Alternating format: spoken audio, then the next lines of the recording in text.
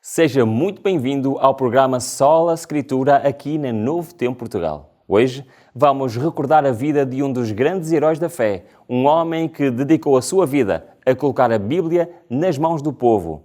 Chama-se William Tyndale e este tradutor inglês do século XVI lançou as bases do inglês bíblico moderno e a sua missão custou-lhe a própria vida.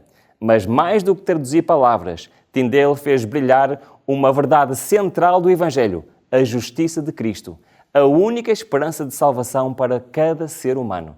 É sobre este reformador e sobre esta doutrina tão essencial que vamos refletir no programa de hoje.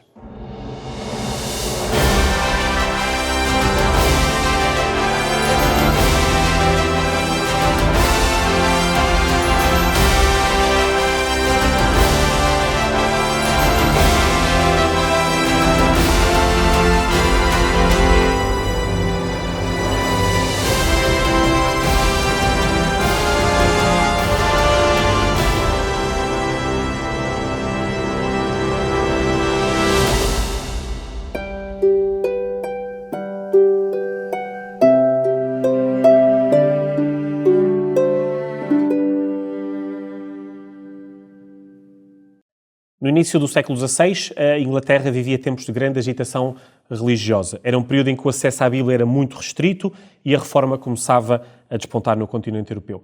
Entre os que marcaram profundamente a história, nós encontramos o William Tyndale, conhecido como o tradutor das Escrituras para a língua inglesa. Ruben, para começarmos, quem foi então William Tyndale?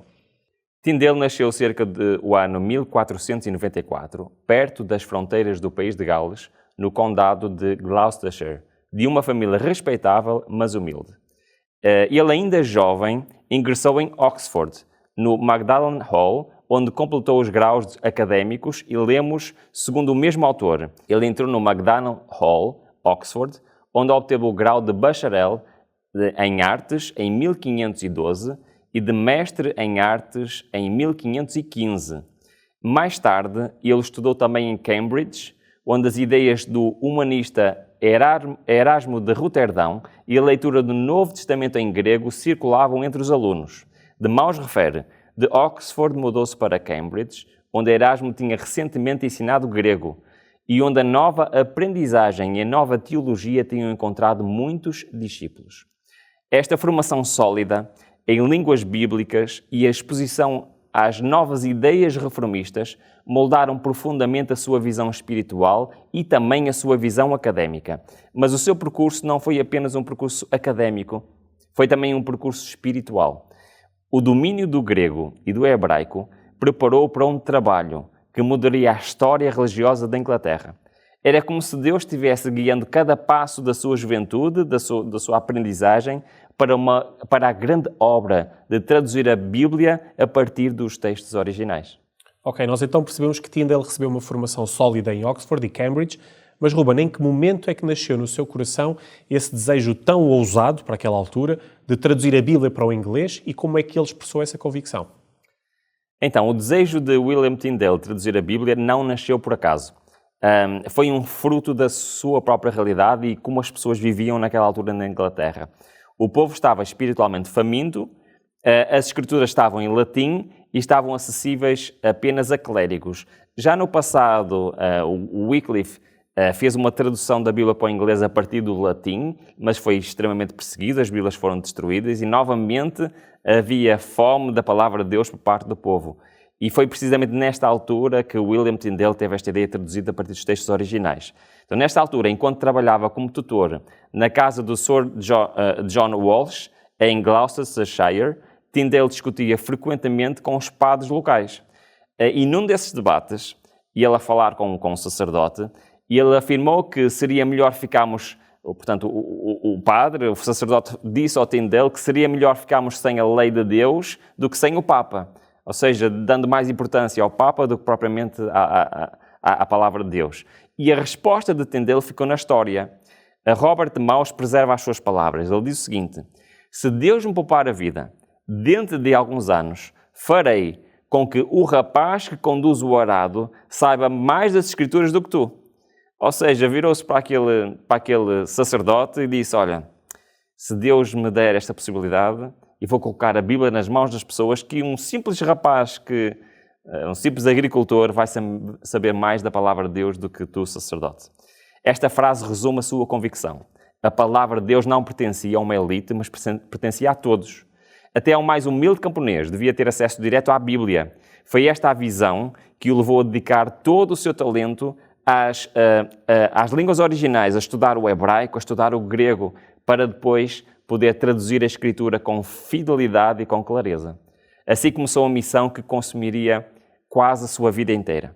Uma missão ousada, considerada na altura ilegal e até herética pelas autoridades, mas que viria a mudar para sempre a história da Inglaterra e também da Reforma Protestante. Ruben, nós então já vimos qual é que era a ideia de William Tyndale, qual é que era o seu objetivo, mas eu duvido que entre a ideia e a efetivação do seu objetivo tenha sido tudo um mar de rosas. Que tipo de dificuldades é que ele encontrou? Então, a determinação de Tyndale em traduzir a Bíblia para o inglês transformou rapidamente num alvo das autoridades. Especialmente a Igreja de Roma via a sua obra como uma ameaça direta ao sistema de poder, porque significava que cada pessoa podia ler por si mesma a Bíblia, a palavra de Deus, sem depender do clero, sem depender dos padres, dos bispos, e a própria Igreja de Roma sabia que isso era uma ameaça para eles próprios. David Daniel descreve este momento crítico. Toda a Inglaterra foi proibida de o ler e ele tornou-se um herege. Então ele foi expulso do seu próprio país, da sua pátria, e Tyndale viveu a partir daí em constante fuga. Ele tinha o único objetivo de colocar a Bíblia na mão das pessoas. E isso custou-lhe a sua vida calma lá na Inglaterra e passou a viver em fuga. Primeiro foi para Hamburgo, depois foi para Wittenberg, depois teve que fugir para Colónia, Worms e finalmente estabeleceu-se em Antuérpia. E foi precisamente nesta última cidade que ele encontrou o apoio de alguns mercadores cristãos, mas também foi nesta cidade que ele mais tarde foi traído por alguém que confiava e que o denunciou. Então, em 1535, ele foi preso. Foi levado para o castelo Vilvoorde, nos arredores de Bruxelas, e durante mais de um ano suportou lá condições terríveis. Suportou frio, fome, o isolamento da prisão, mas a sua fé continuou firme. Finalmente, em outubro de 1536, ele foi condenado à morte. Brian Moynihan narra com emoção o momento final. Foi estrangulado na estaca e o seu corpo queimado, clamando com fervor: Senhor, abre os olhos do rei de Inglaterra. Ele tinha apenas 42 anos de idade e Tyndale selou a sua obra com um martírio. As suas últimas palavras revelam o coração da sua missão, que mesmo o rei pudesse ver a verdade das Escrituras e que o povo inglês tivesse finalmente acesso à justiça de Cristo através da Bíblia, através da palavra de Deus. Além da coragem e da dedicação, nós vemos que Tyndale deixou também uma marca duradoura na própria língua inglesa. Uma das escolhas dele, ao traduzir a Bíblia, teve enorme impacto teológico. Ruben, pode explicar-nos qual foi essa escolha, essa palavra, e porquê de ser tão importante? Então, William Tyndale dedicou-se a traduzir, e especialmente o Novo Testamento, por onde ele começou, mas repara, e ele, ao contrário de outros tradutores, como Wycliffe e outros, não traduziu do latim, que já era uma tradução das línguas originais. Ele foi direto ao hebraico, foi direto ao grego. E ele deparou-se com um problema, que é nem todas as palavras do original hebraico, do original grego, neste caso, têm a sua equivalência no inglês ou nas nossas línguas. Então ele teve de tomar algumas decisões. E uma das decisões que ele teve que basicamente inventar palavras novas. Então ele deixou a sua marca, e é uma marca extraordinária, na língua inglesa, com a criação de palavras que vieram ajudar não só o próprio inglês, mas também a compreensão teológica das pessoas, até a própria compreensão da própria fé cristã.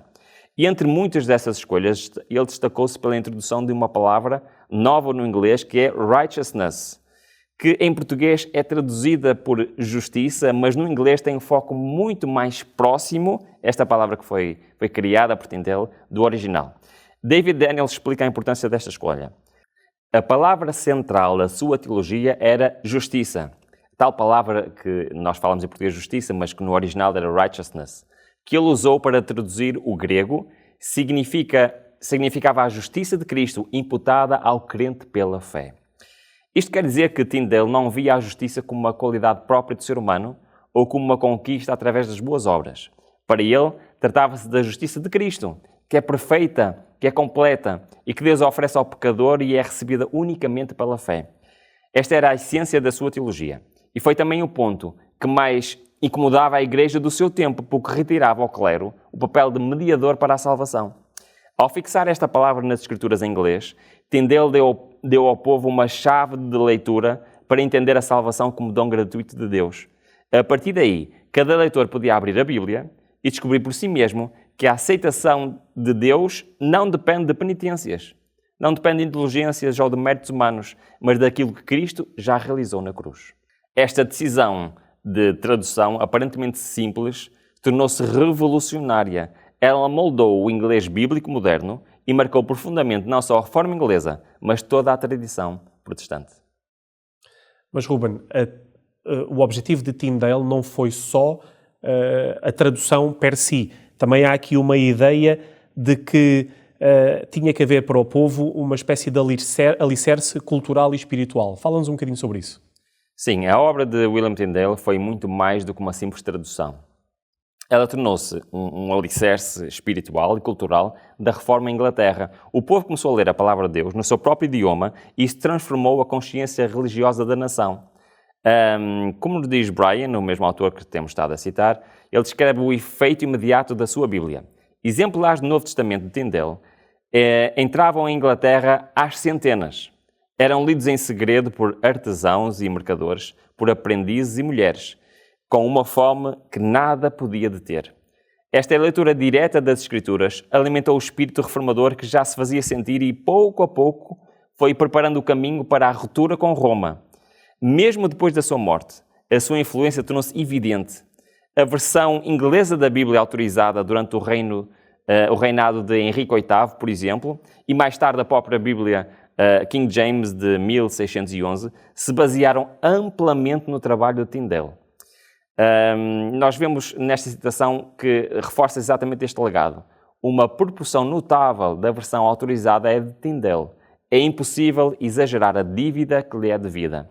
Ou seja, a sua tradução não só moldou a reforma protestante em Inglaterra, mas também lançou as bases para a futura Igreja Anglicana e para a identidade espiritual de todo o povo. A sua voz continua a falar através das palavras da Escritura, muito depois de ele ter sido silenciado pela morte na fogueira. Depois de tudo o que nós analisámos agora, percebemos que Tyndale deixou marcas profundas na história, e com o exemplo da linguagem também, com a criação daquela palavra, mas também na fé. Mas, passados estes séculos todos, olhando para os nossos dias, que legado espiritual é que ele nos deixa e que nós podemos facilmente observar? O legado de William Tyndale não se mede apenas pela sua influência cultural ou linguística, mas, sobretudo, pelo impacto espiritual que continua vivo até hoje. O que ele desejava, acima de tudo, era que cada pessoa pudesse ter acesso à palavra de Deus e, através dela, encontrar salvação em Cristo. O tema constante de Tyndale era a justiça de Cristo, livremente oferecida ao crente. Era a única esperança de salvação.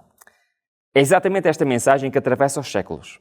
A sua tradução das Escrituras abriu o caminho para que gerações inteiras descobrissem que a aceitação diante de Deus não se conquista por obras, penitências ou tradições, mas é recebida pela fé na justiça perfeita de Jesus.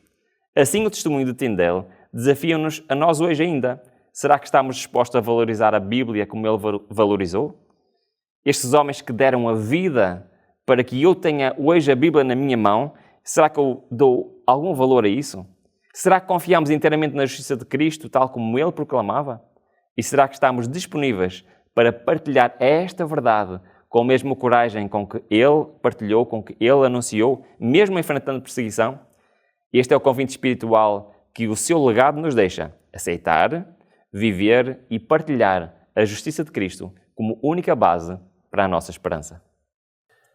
Neste programa temos também uma oferta especial para si. A revista O Grande Conflito, um curso bíblico que é um estudo completo que o vai ajudar a compreender melhor a Palavra de Deus e as verdades que transformaram a história. O tema que abordamos hoje, sobre William Tyndale e a Justiça de Cristo, corresponde ao estudo 8 desta revista. Nele vai encontrar as perguntas e os textos bíblicos e as explicações também que aprofundam tudo o que estamos a partilhar aqui no programa. E o melhor é que este curso bíblico é totalmente gratuito. Para receber o seu exemplar, só precisa de enviar uma mensagem por SMS ou WhatsApp para o número 933 939291. Não perca esta oportunidade de estudar a Bíblia de uma forma prática e envolvente. Peça já a sua revista e descubra como a justiça de Cristo pode transformar a sua vida.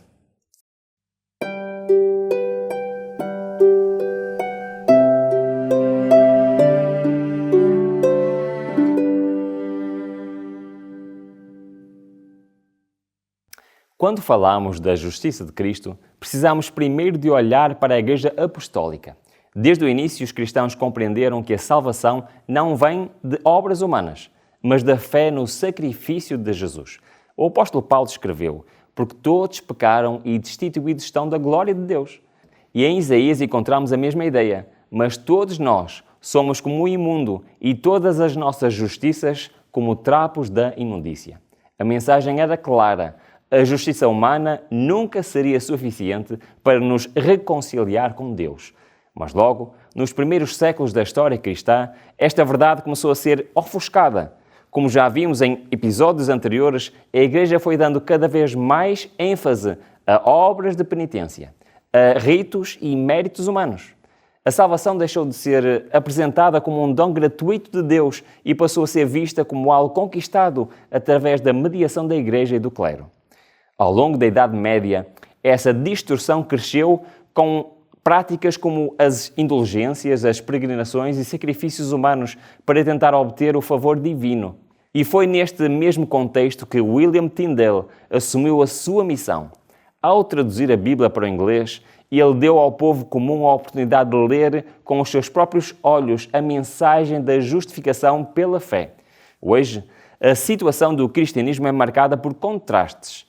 Por um lado, há igrejas que ainda insistem em acrescentar tradições humanas ao plano da salvação.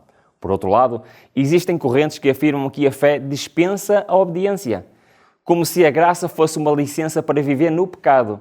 Ambos os extremos distorcem a verdade.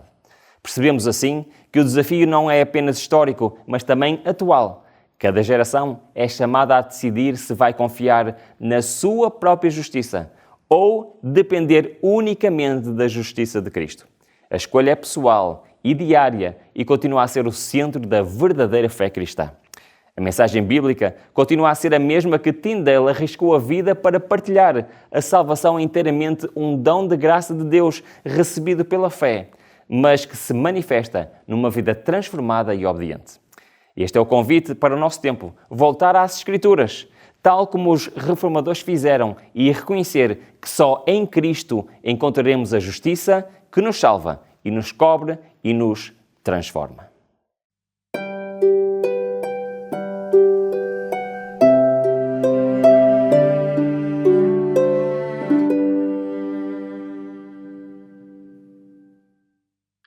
Ruben, o que é a justiça de Cristo e por que é que nós precisamos dela?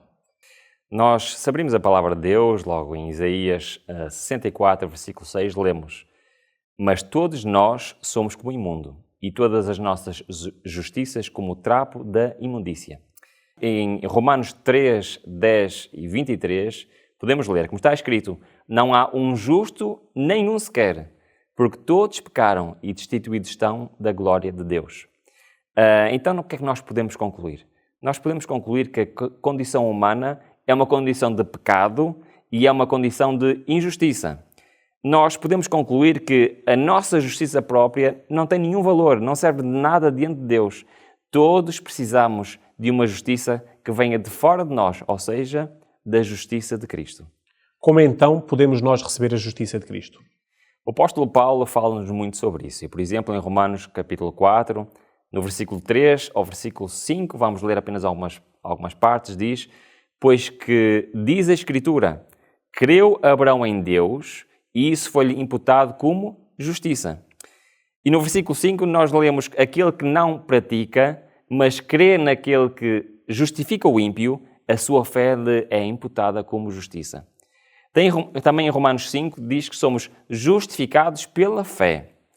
E depois em sua carta a Tito, no capítulo 3, versículos 5 a 7, diz que, segundo a sua misericórdia, nos salvou pela lavagem da regeneração e da renovação do Espírito Santo.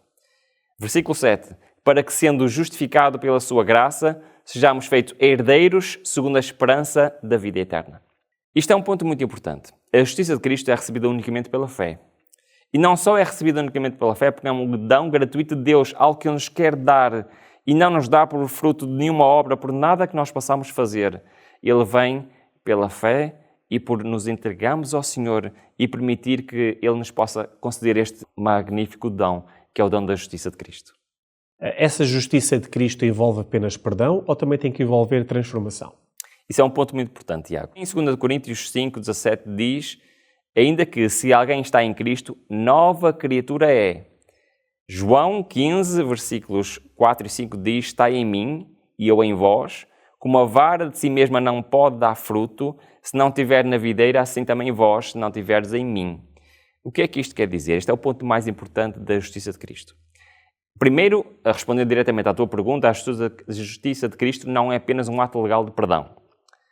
A justiça de Cristo envolve, sim, faz parte da justiça de Cristo, o nosso perdão, sermos perdoados, é uma justiça que nos é imputada, mas também nós precisamos da justiça de Cristo que nos é comunicada, que possa fazer parte de nós. O que é isso? É transformação numa nova criatura. Sermos um novo homem, uma nova mulher em Cristo. E isto não é algo que nós próprios podemos fazer. Nós não podemos transformar o nosso próprio coração. É pela ação do Espírito Santo em nós. E isto é a justiça de Cristo.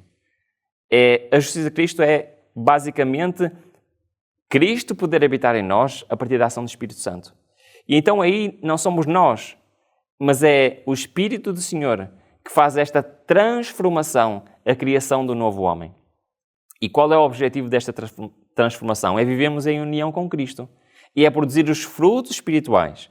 Porque os frutos espirituais em nós não são feitos por nós, pelos nossos esforços, pela nossa obediência. São feitos por Cristo em nós. Isto é a justiça de Cristo. E qual é então a relação entre a justiça e a obediência? É uma excelente pergunta, Tiago. E nós vamos começar por 1 de João, no capítulo 3, versículo 7, que nos diz: quem pratica a justiça é justo, assim como ele é justo.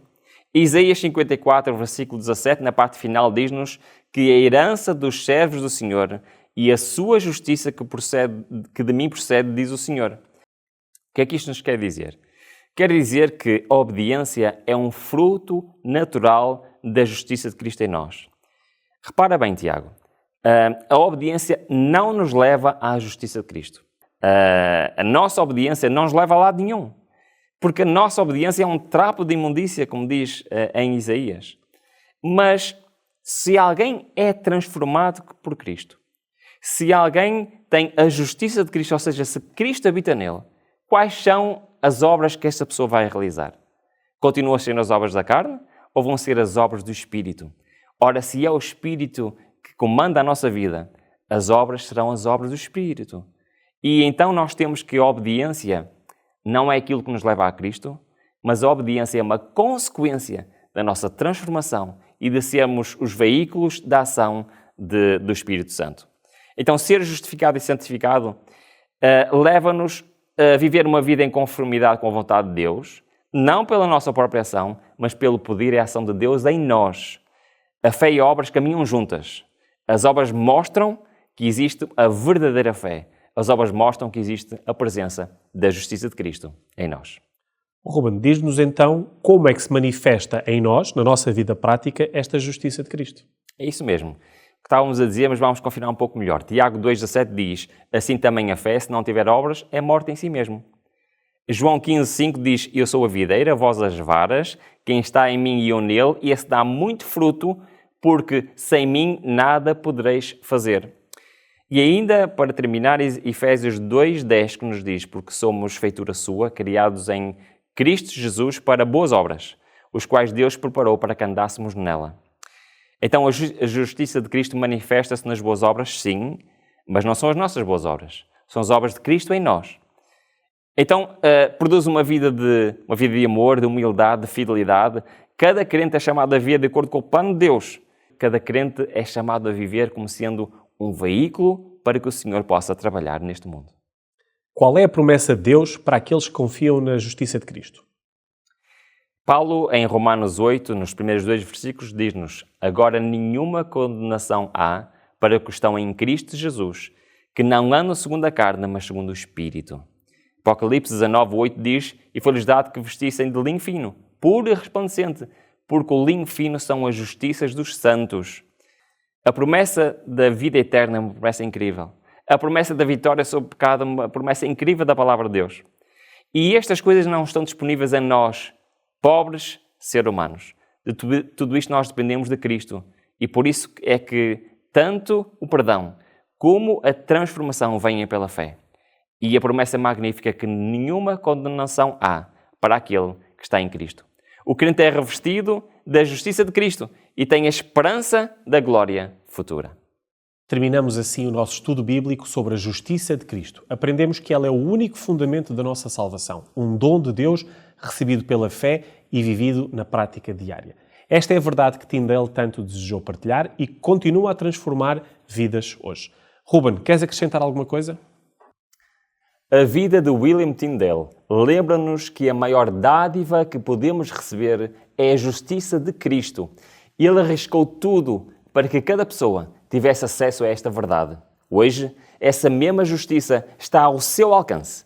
Assim como Tyndale desejava que até um rapaz que conduzisse o arado conhecesse a palavra de Deus, também hoje Jesus deseja que cada um de nós viva esta experiência pessoal com Ele.